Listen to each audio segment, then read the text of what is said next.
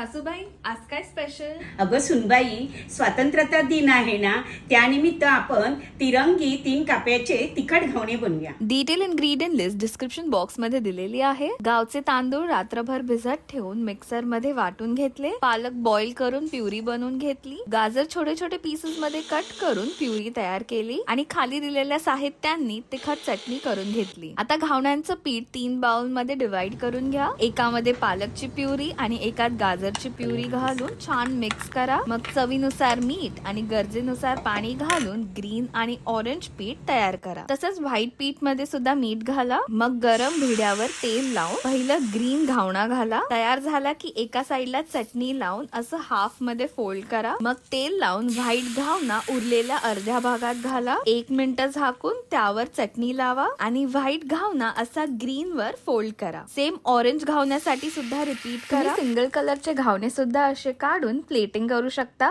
इथे तयार आहेत तिरंगा 3 लेअर घावणे. इतके युनिक दिसतायत, एकदम परफेक्ट झाले आहेत. चव तर काय भन्नाट आहे. गाजर आणि पालकची सुद्धा छान टेस्ट येते. एकदम हेल्दी रेसिपी आहे आणि मध्ये जी चटणीची लेअर लावली आहे त्यामुळे तर टेस्ट अजूनच भारी येते. तुम्ही ही रेसिपी कुठेच बघितली नसेल तर इंडिपेंडन्स डे किंवा रिपब्लिक डे साठी मुलांना किंवा मोठ्यांना सुद्धा ही रेसिपी करून द्या आणि तुमचा फीडबॅक कॉमेंट्स मध्ये कळवा. धन्यवाद.